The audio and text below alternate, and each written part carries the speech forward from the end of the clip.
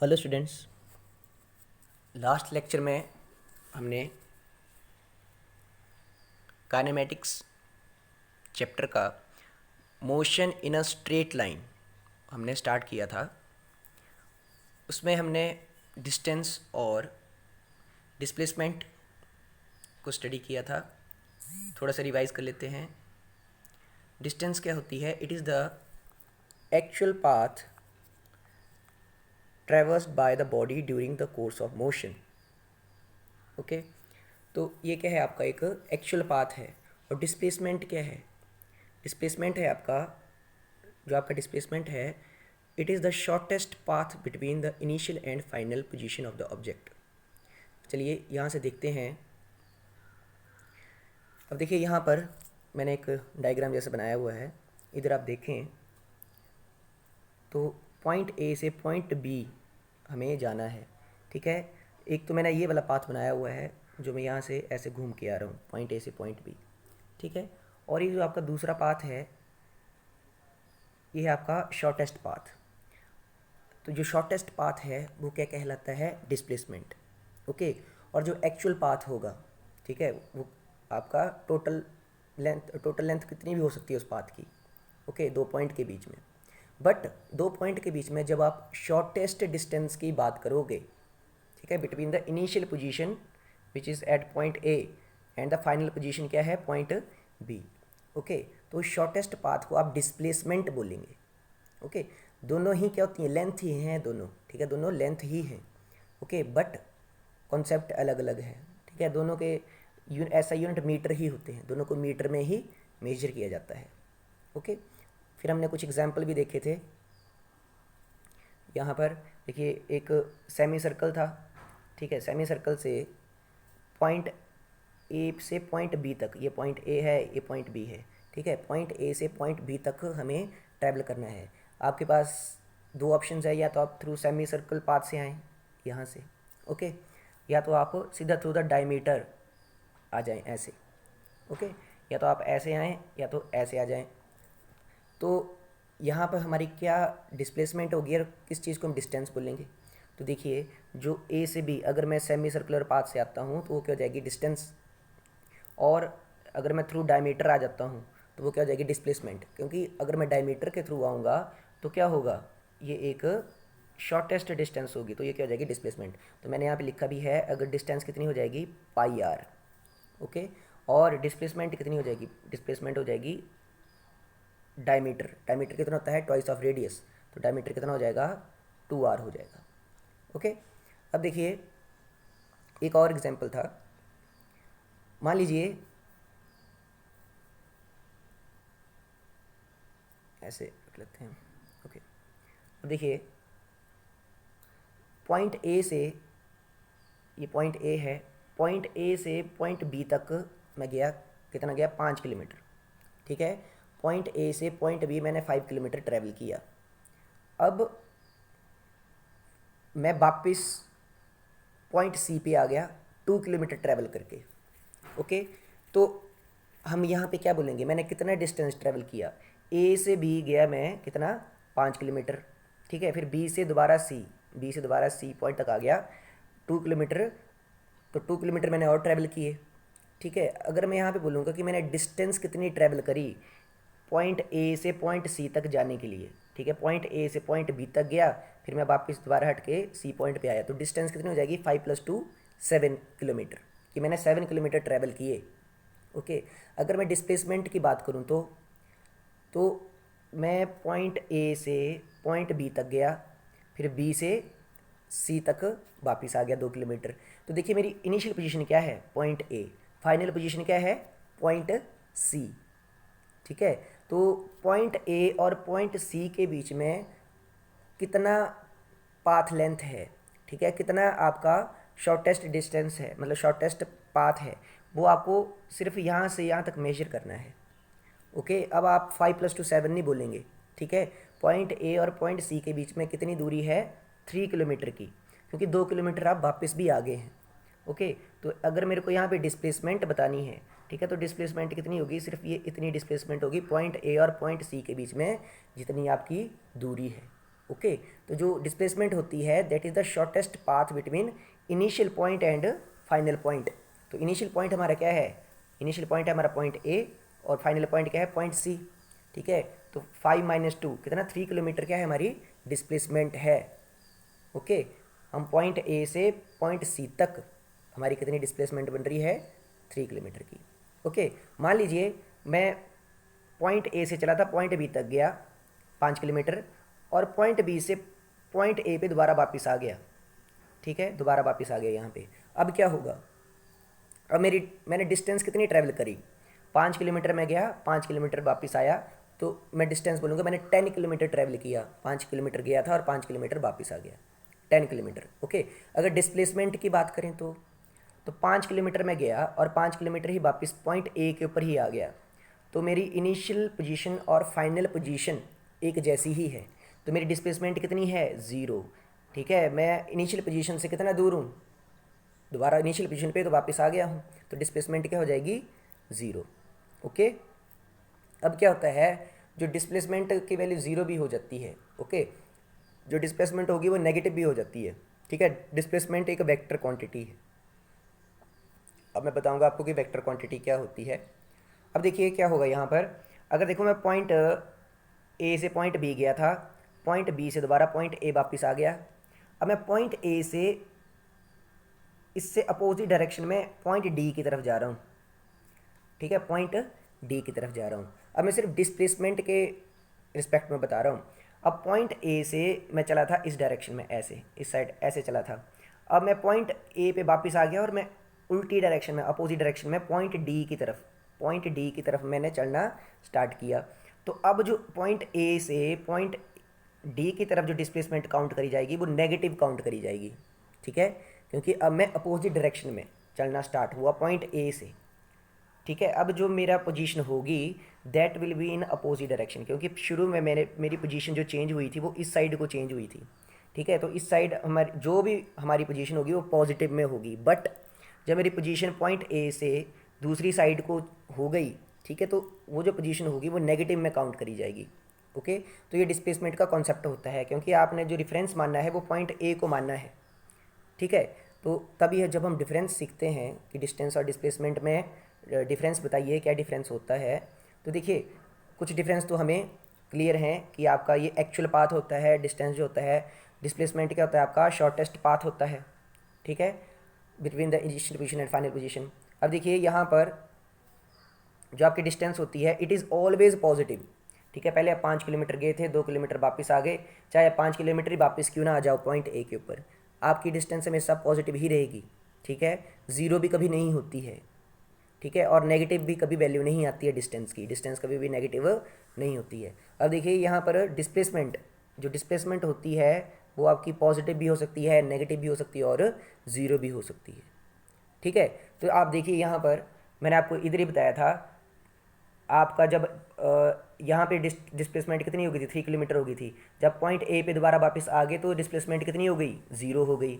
ठीक है, अब पॉइंट ए से पॉइंट डी की तरफ गए तो हमने क्या बोला डिस्प्लेसमेंट नेगेटिव। ओके अब देखिए स्केलर क्वांटिटी और वेक्टर क्वांटिटी, डिस्टेंस क्या है स्केलर क्वांटिटी और डिस्प्लेसमेंट क्या है वेक्टर क्वांटिटी। ठीक है, डिस्प्लेसमेंट क्या है वेक्टर क्वांटिटी।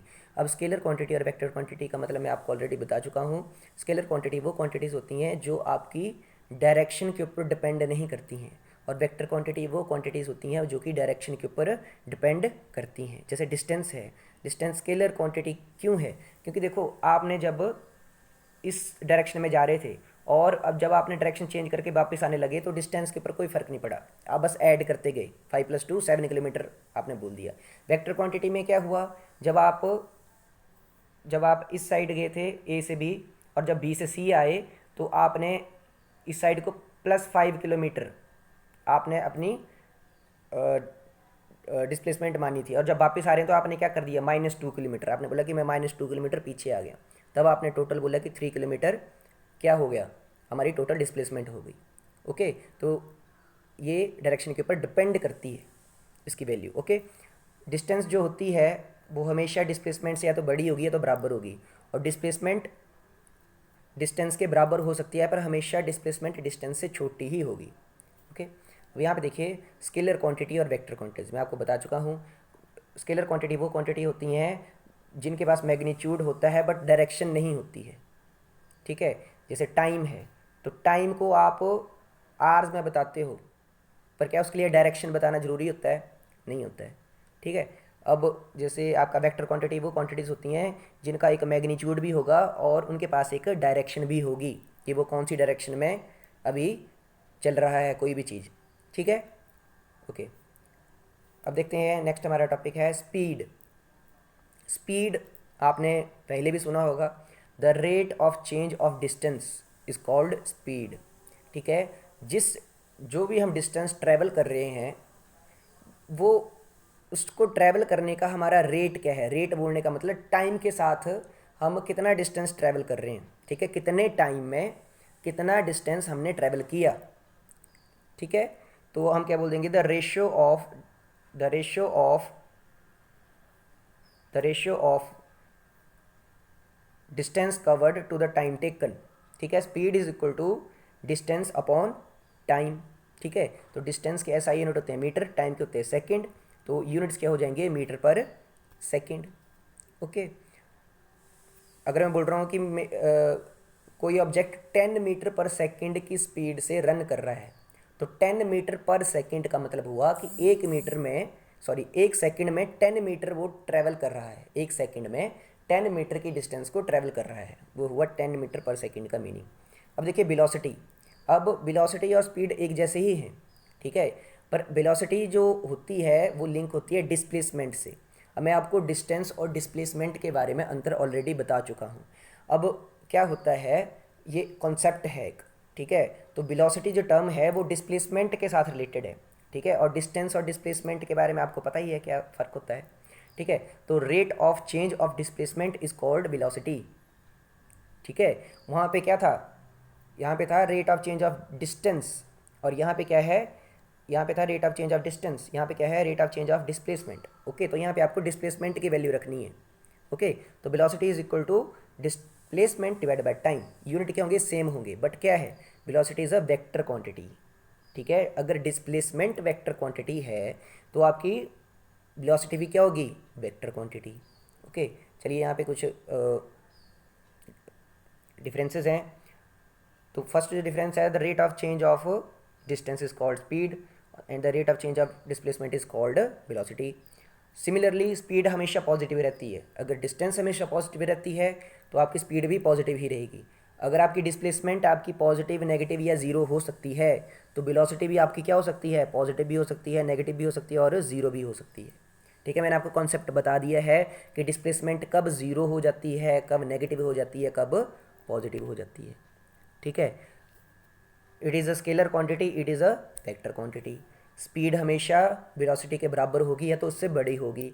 वेलोसिटी हमेशा स्पीड से छोटी होती है या तो उसके बराबर हो सकती है, ओके। चलिए नेक्स्ट देखते हैं एक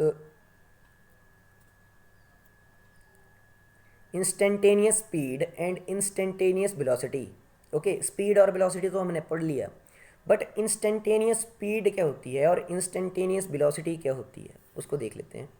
अब देखिए यहाँ पे डेफिनेशन में भी आपको बता रहे हैं, the speed of an object at an instant of time is called instantaneous speed. अब देखो क्या होता है, मान लो मैं दौड़ रहा हूँ, ठीक है।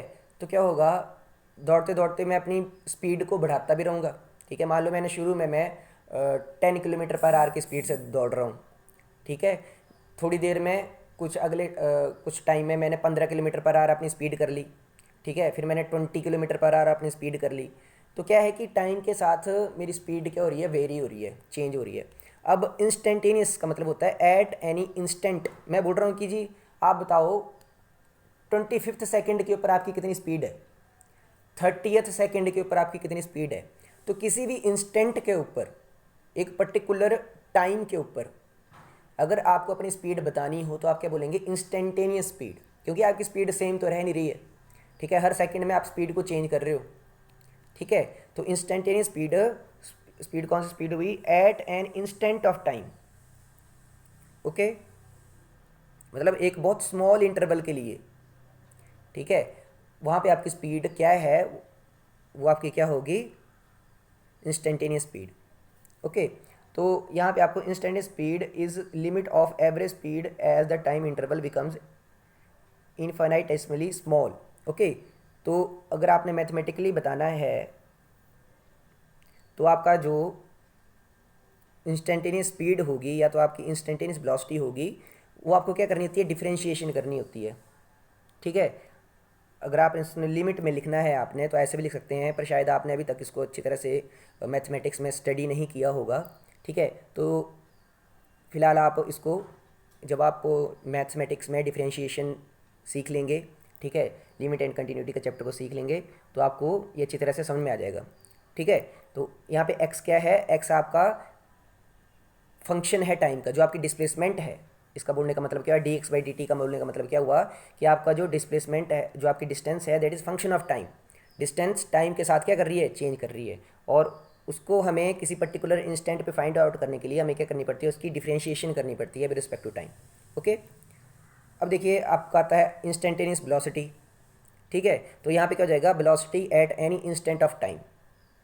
ठीक है, ओके, सेम है। अब यहाँ पे आगे देखिए, नेक्स्ट जो हमारे पास कॉन्सेप्ट आता है that is average speed.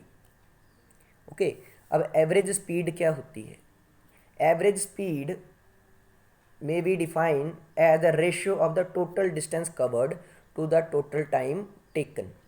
Okay, average कब लेते हैं आप, जैसे हम क्रिकेट खेलते हैं, तो मान लो हमने 3 मैचेस खेले, पहले मैच में मैंने स्कोर किया 50, अगले मैच में स्कोर किया मैंने 70, और अगले मैच में मैंने स्कोर किया 20। तो 50, 70 और 20 ये मेरे 3 मैचेस के स्कोर हैं। ओके, तो अब मेरा एवरेज स्कोर कितना हुआ, तो मैं तीनों को ऐड करूंगा और डिवाइडेड बाय 3 कर दूंगा। 50 + 70 + 20 डिवाइडेड बाय 3, तो मेरा वो एवरेज स्कोर हो जाएगा। तो एवरेज स्पीड क्या हुई, एवरेज स्पीड वो स्पीड होगी, मान लो आप हमीरपुर से ऊना की तरफ जा रहे हैं। ठीक है, अब हमीरपुर से ऊना की तरफ जाते हुए जो आप अपनी कार को ड्राइव करके लेके गए, तो आपने अपनी एक कांस्टेंट स्पीड थोड़ा रखी होगी। ठीक है, शुरू में हो सकता है आप 60 km/h की स्पीड से चले हों, बाद में आप 80 km/h कर दी होगी, बाद में आपने 100 km/h भी कर दी होगी कुछ डिस्टेंस के लिए। ठीक है, तो वहाँ पे आपको क्या लेनी पड़ेगी, एवरेज स्पीड लेनी पड़ेगी। ठीक है, क्योंकि आपने हर टाइम सेम स्पीड नहीं रखी है, तो एक एवरेज वैल्यू निकाल लेंगे हम। ओके, तो एवरेज स्पीड कैसे निकालते हैं, इसको निकालने का एक आसान सा तरीका है, दैट इज़ आपने जितनी टोटल डिस्टेंस ट्रैवल करी डिवाइडेड बाय जितना आपने टोटल टाइम लिया। ओके, तो यहाँ पे एक मैंने एग्जांपल भी रखा है आपके लिए, तो यहाँ देख सकते हैं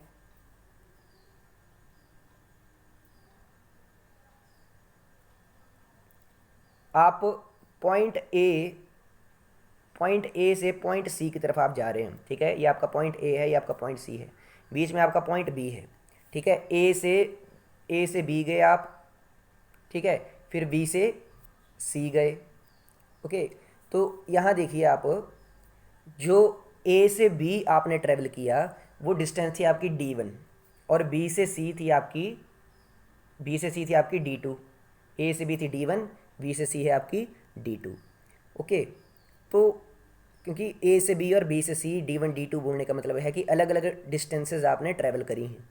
ओके, गए आप ए से सी तक हैं। अब ए से बी जो d1 डिस्टेंस थी, ये आपने x km/h की स्पीड से ट्रैवल करी, और बी से सी आपने y km/h की स्पीड से तय की। ठीक है, मान लो शुरू में आप 40 km/h की स्पीड से गए, और बाद में आपने बी से सी 60 km/h की स्पीड से गए। ओके, तो यहाँ आप देख सकते हैं कि आपने अलग अलग स्पीड से ट्रैवल किया है। ठीक है, ए से सी जाने के लिए। अब क्या होगा, अब आप देखिए यहाँ पर आपने ऐसा नहीं करना है कि पहले आप x से गए हैं फिर y से गए हैं, तो आपने x + y डिवाइडेड बाई 2 कर दिया, ऐसा नहीं करेंगे आप। ओके, जब आपने निकालना है एवरेज स्पीड, तो आपने अपना यही फॉर्मूला रखना है। ठीक है, x + y डिवाइडेड बाई 2 नहीं करने की एवरेज निकाल दी, आपने क्या करना है, total distance divided by total time. तो टोटल डिस्टेंस कितना है, ए से बी d1 और बी से सी d2, तो टोटल डिस्टेंस कितना हो गया d1 प्लस d2, ठीक है। टोटल डिस्टेंस कितना हो गया d1 प्लस d2। अब टोटल टाइम कितना हुआ, टोटल टाइम आपको कैसे पता चलेगा? टोटल टाइम देखिए आप, ए से बी इसने अलग टाइम लिया है और बी से सी इसने अलग टाइम लिया है। ओके, तो ए से बी तक जाने के लिए इसने d1 डिस्टेंस ट्रैवल करी है और स्पीड कितनी रखी है x किलोमीटर पर आवर। तो आपको पता है टाइम क्या हो जाएगा, डिस्टेंस डिवाइडेड बाय स्पीड। तो आप यहाँ पे देखिए, तो जो t1 है वो कितना हो गया d1 डिवाइडेड बाय x, ठीक है। और b से c d2 distance y kilometre per our की स्पीड से ट्रैवल हुई है। तो v से c जाने के लिए जो टाइम है, ठीक है, वो कितना हो जाएगा, वो हो जाएगा आपका d2 डिवाइड बाय y, ठीक है। d2 क्या है, b से c जाने के लिए जितना डिस्टेंस ट्रैवल किया है, और y क्या है, जितनी स्पीड पे ट्रैवल किया गया है, ठीक है। तो इस तरह से हमारे पास t1 और t2, a से b जाने के लिए t1 टाइम और b से c जाने के लिए t2 टाइम, ठीक है। तो टोटल टाइम कितना हो गया t1 प्लस t2। ओके, तो यहाँ पर हमने वैल्यू को यहाँ पे सब्स्टिट्यूट कर दिया है। तो हमारे पास एवरेज स्पीड किस तरह से आएगी, d1 plus d2 divided by d1 divide by x plus d2 divide by y। Okay, तो इस तरह से आपने एवरेज स्पीड फाइंड आउट करनी है। ओके, अब देखिए एक यहाँ पे हमने न्यूमेरिकल भी लिया है। A car travels distance of 100 kilometre at a speed of 20 kilometre per our and next 200 kilometre at a speed of 50 kilometre per our. Okay, तो फाइंड इट्स एवरेज स्पीड, ठीक है ना। तो देखिए बहुत सिंपल सा क्वेश्चन है। इस पॉइंट से हमने चलना स्टार्ट किया गाड़ी ने, हम एक कार लेके ट्रैवल कर रहे हैं। तो हमने शुरू के जो 100 किलोमीटर हैं, ये जो शुरू के 100 किलोमीटर है, ये हमने 20 किलोमीटर पर आवर की स्पीड पे ट्रैवल किए, और इससे आगे हम 200 किलोमीटर और ट्रैवल किए, पर वो हमने किए 50 किलोमीटर पर आवर की स्पीड से। ओके, वो हमने किए कितने, 50 किलोमीटर पर आवर की स्पीड से किए। तो बोला कि एवरेज स्पीड कितनी हुई उसकी इस पॉइंट से इस पॉइंट तक पहुंचने के लिए। ओके, तो हमने क्या करना है, total distance travelled divide by total time taken.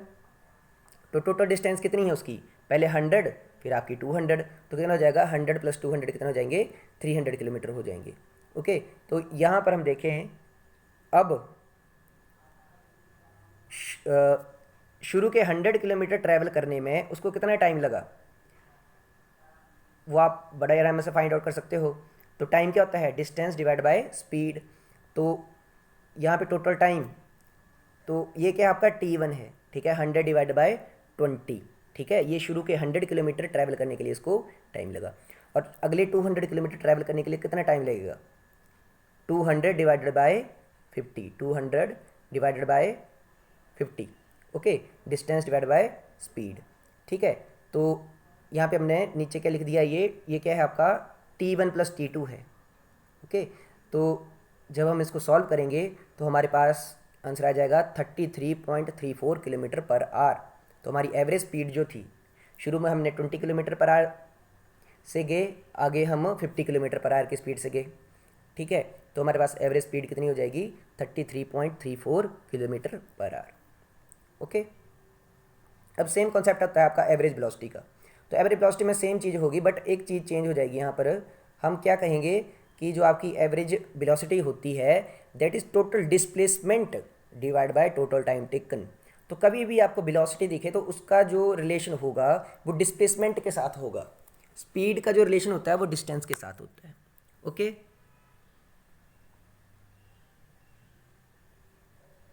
चलिए नेक्स्ट देखते हैं एक्सेलरेशन। एक्सेलरेशन क्या होता है, एक्सेलरेशन होता है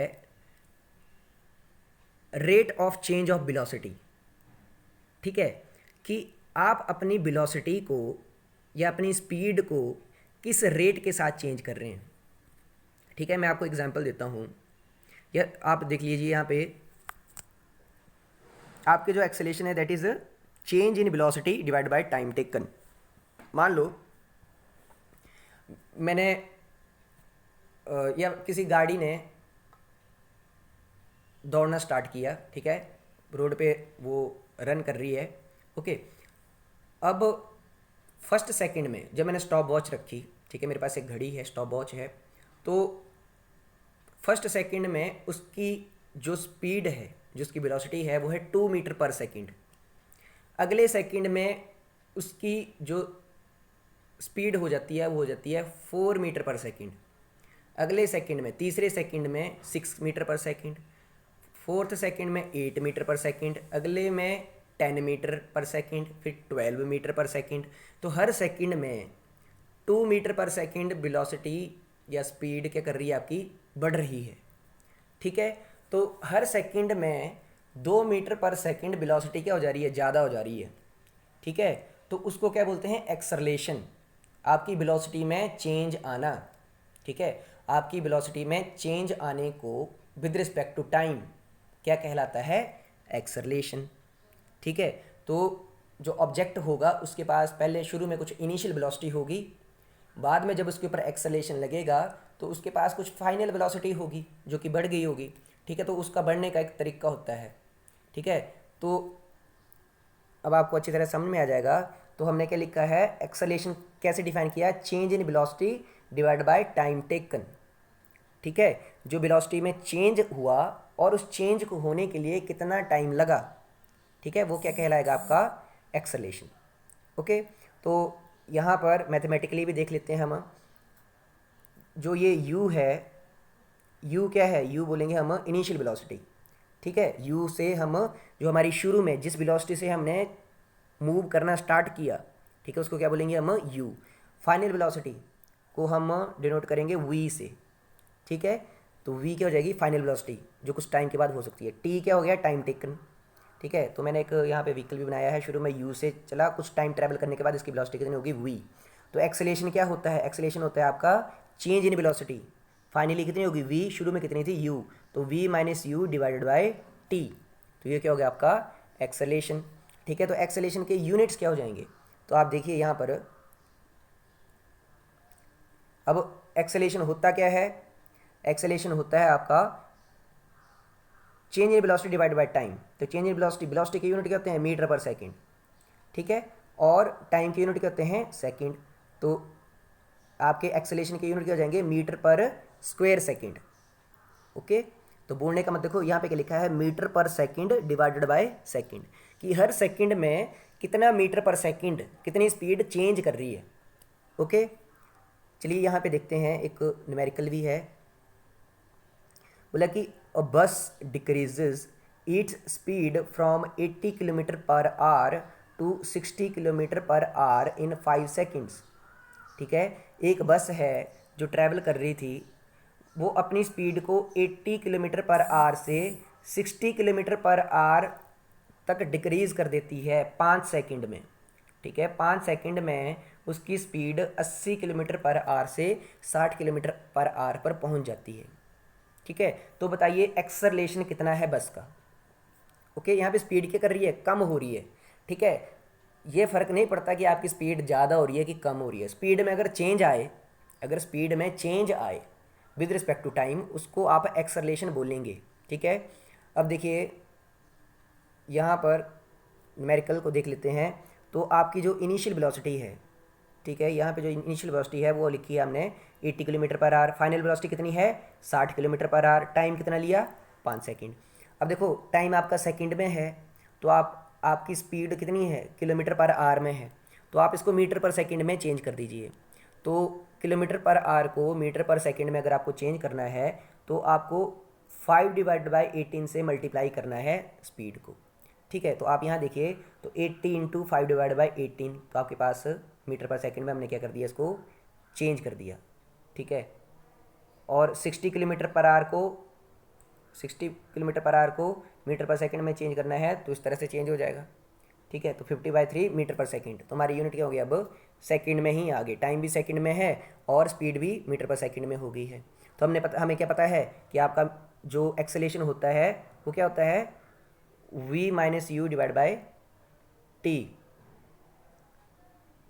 ओके, तो यहाँ पे देखिए आपकी final velocity minus initial velocity divide by time हमने लिख दिया है। जब आप इसको सॉल्व करेंगे तो आपके पास एक्सेलरेशन आ जाएगा 1.11 मीटर पर सेकंड स्क्वायर।